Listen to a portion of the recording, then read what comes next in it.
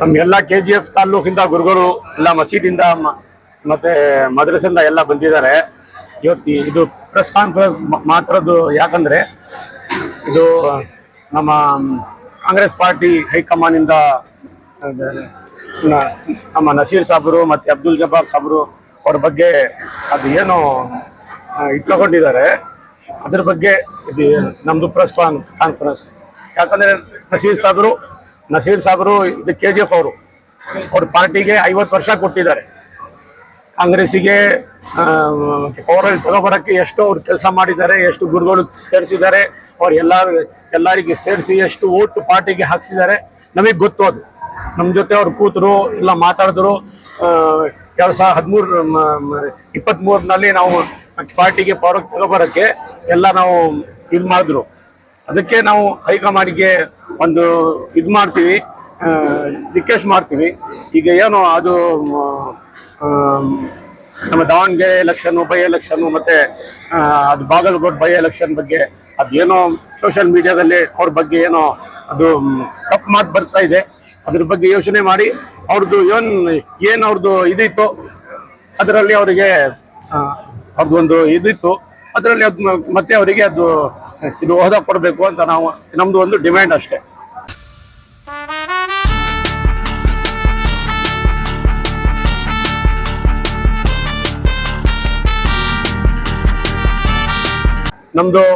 ನಾನು ಚಿಕ್ಕಮಗಳೂರವನು. ನಮ್ಮ ಚಿಕ್ಕಮಗಳೂರು ಎಲ್ಲ ಜಿಲ್ಲೆಯಲ್ಲಿ 5 ಸೀಟ್ ಇದೆ.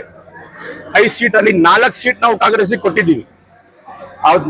ಅದು ನೋಡಿ ನೀವು 2013 ಮುಂದೆ ಅಲ್ಲಿ ಬಿಜೆಪಿ ಇತ್ತು, 20 ವರ್ಷ ಬಿಜೆಪಿಯಲ್ಲಿ ಹುಕುಮತ್ ಮಾಡಿತ್ತು, ಪವರಲ್ಲಿ ಇತ್ತು.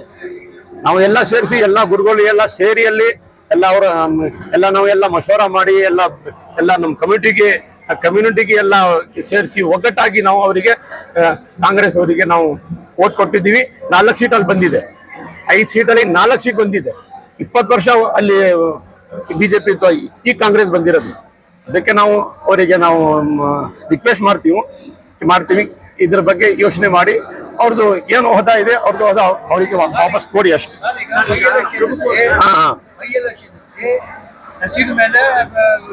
ಅಬ್ದುಲ್ ಜಬ್ಬಾರ್ ಸಾಬ್ರ ಅದು ಗೊತ್ತಿಲ್ಲ ಸರ್, ಸೋಷಿಯಲ್ ಮೀಡಿಯಾದಲ್ಲಿ ಬರ್ತಾ ಇದೆ. ಗೊತ್ತಿಲ್ಲ ಅಂತ ಹೇಳ್ಬಿಡಿ. ನಿಮ್ಮ ಕಮ್ಯುನಿಟಿ ಅವರೇ ಇಲ್ಲ ಅವ್ರ ಹೆಸರು ಹೇಳಿಲ್ಲ ಹೆಸರು ಹೇಳಿಲ್ಲ ಅಲ್ಲ ಇವ್ರು ಮಾಡಿದ್ದಾರೆ ಅವ್ರು ಮಾಡಿದ್ದಾರೆ ಅಂತ ಹೆಸರು ಹೇಳಿಲ್ಲ. ಕಂಪ್ಲೇಂಟ್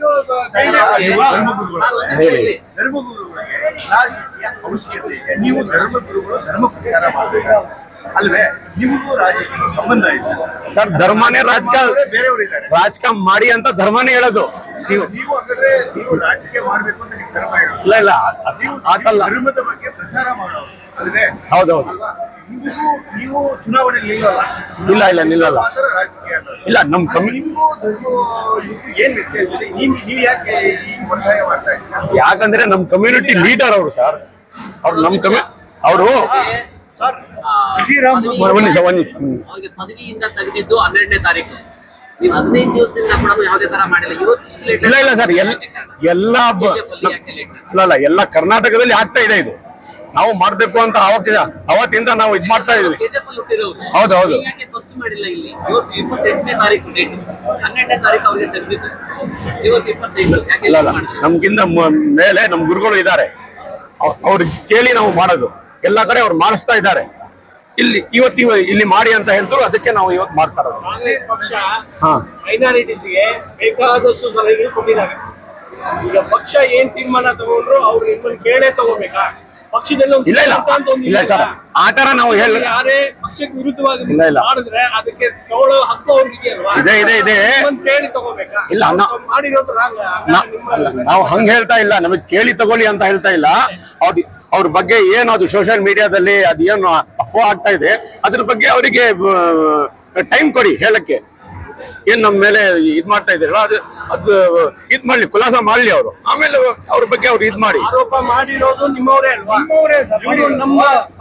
ಇಲ್ಲ ಸರ್, ಈಗಲೇ ನಾನು ಹೇಳಿದ್ರೆ ಹೆಸರು ತಗೊಂಡು ಯಾರು ಹೇಳಿಲ್ಲ ಇವ್ರು ಮಾಡಿದ್ದಾರೆ ಅಂತ ಹೇಳಿಲ್ಲ. ಏನ್ ಸರ್? ನಜೀರ್ ಅಹಮದ್ ಒಂದು ಕಮ್ಯುನಿಟಿ ಲೀಡರ್ ಅಲ್ಲ ಅವರು, ಸರಿ ಸರಿ ಮಾಸ್ ಲೀಡರ್. ಹೌದು ಸರ್, 50 ವರ್ಷ ಅವ್ರು ಕಾಂಗ್ರೆಸ್ ಕೊಟ್ಟಿದ್ದಾರೆ ಅವರು. ಎಲ್ಲ ಗೊತ್ತು. ಹಾ. ಬಟ್ ನಿಮ್ಮವರೇ ಕಂಪ್ಲೇಂಟ್ ಮಾಡಿರೋದಲ್ಲ ಅಂತ ನಾವು ಹೇಳ್ತಾ ಇರೋದು. ಇಲ್ಲ ಸರ್, ಇಪ್ಪತ್ತು 28 ಎಲೆಕ್ಷನ್ ಅಲ್ಲಿ ನಾವು ಯಾರು ಅಂತ ತೋರಿಸಿವಿ ಅಂತ ಹೇಳಿದ್ರಿ. ಇಲ್ಲ.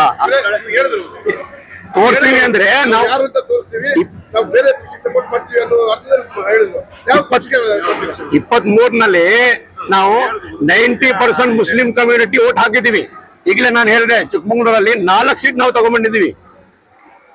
ಅದು ಸಿಟಿ ರವಿ ಚಿಕ್ಕಮಗಳೂರು ಡಿಸ್ಟಿಕ್ ಇದರಲ್ಲಿ ಟೌನ್ ಅಲ್ಲಿ ಸಿಟಿ ರವಿ ಇದ್ರು, 20 ವರ್ಷ ಅವ್ರು ಇದ್ರು. ಅವ್ರ ಜೊತೆ ಇದ್ದಿರು ಎಚ್ ತಮ್ಮಯ್ಯ ಅವರು, ಅವ್ರ ಜೊತೆ ಇದ್ದಿದ್ದವರು. ಪಾರ್ಟಿ ಹೇಳಿದ್ರು ಇವ್ರಿಗೆ ನಾವು ನಿಲ್ಲಿಸ್ತೀವಿ, ಇವ್ರಿಗೆ ಓಟ್ ಹಾಕಿ ಅಂತ. ನಾವು ಓಟ್ ಹಾಕಿದೀವಿ, ಪಾರ್ಟಿಗೆ ನೋಡಿ ನಾವು ಓಟ್ ಹಾಕಿದೀವಿ. ಅದಕ್ಕೆ ಪಾರ್ಟಿ ಬಗ್ಗೆ ನಮಗೆ ಏನಿಲ್ಲ ಸರ್. ಗೊತ್ತಾಯ್ತು.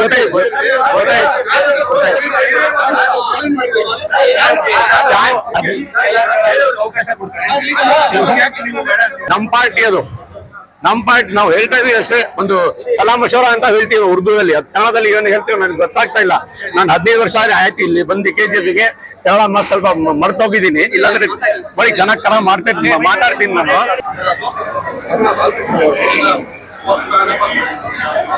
आज जो प्रेस कॉन्फ्रेंस हुआ, मुशारती इजलास हुआ, ये पूरे शहर के उलमा इकराम की तरफ से हुआ है. पूरे ताल्लुका के उलमा, पूरे शहर के उलमा, ये गम गुस्सा था, उसका इजहार करने के वास्ते यहाँ जमा हुई. एक इनों सवाल करे, एक जने को उनकी पहले की करे नहीं, अब की करे. नसीर साहब को निकालने के दूसरे दिन या तीसरे दिन 1-2 एहतिजाज कर कोई KGF शहर के अंदर, एक तीसरा एक मीटिंग. हमारा जो भी काम होता हम बड़ों के मशवरे से करते, हम अपनी मनमानी नहीं करते. हमारे बड़े ही, हमारे अकाबिरी नहीं, उन्होंने जब हमने क्या चीज का मशवरा देंगे तब हमें बैठक होती. आज हमने हुक्म हुआ कि पूरे शहर के अमायदीन, उलमा, जिम्मेदार, नौजवान पूरे जमे और इसका एक मुशावरती इजलास करे. पहली बात. दूसरी बात, हाई कमांड से, राहुल गांधी से और कांग्रेस से, बड़े बड़े लीडरों से हमारी अपील क्या है, हमारे बहुत सारे इलेक्शन से पहले वादे थे, आज तक वो पूरे नहीं हुए. तो जितना जल्द होता है उन वादों को पूरा करें. और हमारे बड़े रहबरों के साथ जो नाइंसाफी हुई, बदअखलाकी हुई, बगैर नोटिस दिए हुए एक जने को निकाल लाना, भेज लाना, ये कोई कानून नहीं. एक स्कूल से, एक कॉलेज से एक बच्चे को निकालना है तो भी उनके पेरेंट्स को बुला को बोलती, बातचीत होती. हर एक कानून एक जाब्ता है. ऐसा इतना बड़ा कांग्रेस, इतनी बड़ी लीडरशिप, इतनी बड़ी हुकूमत चला रही है, अगर किसी से कुछ गलती हुई तो नोटिस दियो, बात करो, वजाहत होने दे, उसके बाद बात के हलचल होने दे. अचानक जब्बार साहब को निकालना, नसीर अहमद साहब को निकालना, ये गम गुस्सा हमना है. क्या वास्ते है? ये रहबर वक्तन वक्तन हमारे पास आए, कांग्रेस को साथ दियो, कांग्रेस के साथ खड़ो, इत्तेहाद के साथ रहो. एक बात, कोई मुस्लिम दूसरे जो हमारे MP हैं, MLA हैं, हमना किसी से एतराज नहीं है. सब हमें एक प्लेटफॉर्म पर अल्हम्दुलिल्लाह आज भी हैं. हाँ, इसमें जो मुनाफिक है, वक्त आया तो उन्होंने सामने आती, ये कौन खेले, क्या करे, किधर करे. हमें किसी मुस्लिम का लीडर का नाम लिए नहीं, लेने जाते भी नहीं. हमारे जितने भी मुस्लिम लीडर हैं अल्हम्दुलिल्लाह उन्होंने इत्तिफाक से, इत्तेहाद से ही. और कुछ सवाल करना है क्या?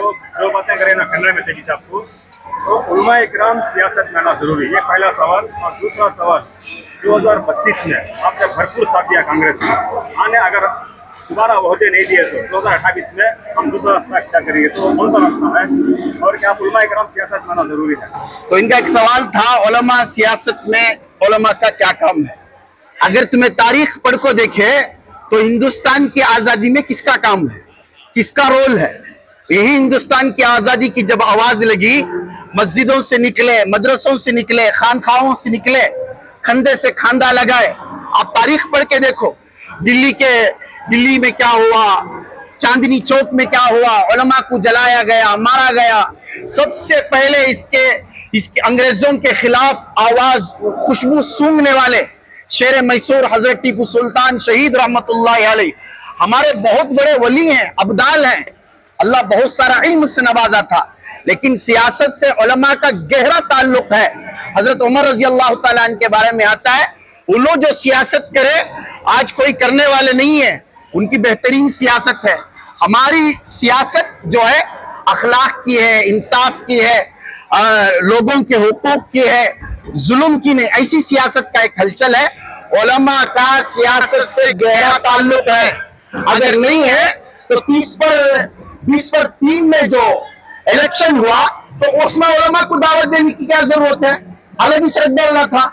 उलमा आए, प्लेटफॉर्म पे उतरे तो कांग्रेस इक्तिदार पे आई, वोटों की लीडिंग में जीती कांग्रेस। यही उलमा की वजह से है। आज भी कर्नाटक बेंगलोर शहर के उलमा के फरमान पर हम चल रहे हैं। पूरा जिला हमारा एक नेटवर्क है। हमें कभी मामूली नहीं है, मामूली समझो भी लोग को। हमारा एक नेटवर्क है, हमारा बड़ा नेटवर्क है बेंगलुरु से। वहां हर तंजीम के उलमा एक प्लेटफॉर्म पर है। हर तंजीम के उलमा हमने क्या मशवरा देती वो काम इच्छा में करते सो। एक बात वापस ले लियो, वक्त पड़ा तो इंशाअल्लाह पहले भी उलमा सियासत के साथ लगकर काम करे, इंशाअल्लाह आइंदा भी करेंगे। और दूसरी बात 2028 में क्या करेंगे, किधर करेंगे, ये हम नहीं कह सकते। हमारे उलमा जब बेंगलुरु में प्रेस कॉन्फ्रेंस करे तो तब भी ये बोले आपस में मशवरा करेंगे।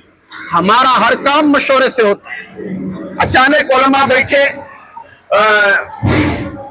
बयान कर डाले, प्रेस मीट में बात कर डाले, मीडिया के सामने बात करे, ऐसा नहीं होता। हमारा 1 से 3-4 मशवरे होती, कौन बात करना, कब बात करना, कैसे बात करना। इंशाअल्लाह 20 पर 8 में देखा जाएगा। हमारे उलमा क्या हुक्म देंगे वो काम हम करेंगे। और दूसरी चीज आप हाईकमांड को वार्न कर रहे हैं, रिक्वेस्ट कर रहे हैं? हम हाई कमांड से रिक्वेस्ट कर रही, अपील कर रही, दरखास्त कर रही, एक आजिज होकर। कांग्रेस की मोहब्बत हमारे बड़ों के दिलों में पहले भी थी, आज भी है इंशाअल्लाह। कांग्रेस से मोहब्बत है, ताल्लुकात हैं। एक रिक्वेस्ट कर रही, एक अपील कर रही, हमारे लीडरान को जो तुम्हें बगैर नोटिस के बाहर कर डाले उनसे मुज़ाकिरा करो, बातचीत करो, फिर उनको अंदर लाने की कोशिश करो। दोनों लीडरों को जो पार्टी से अपने ओहदों से निकाला गया, अगर उनको रेजिग्नेशन नहीं दिया तो आपका आखिरी फैसला?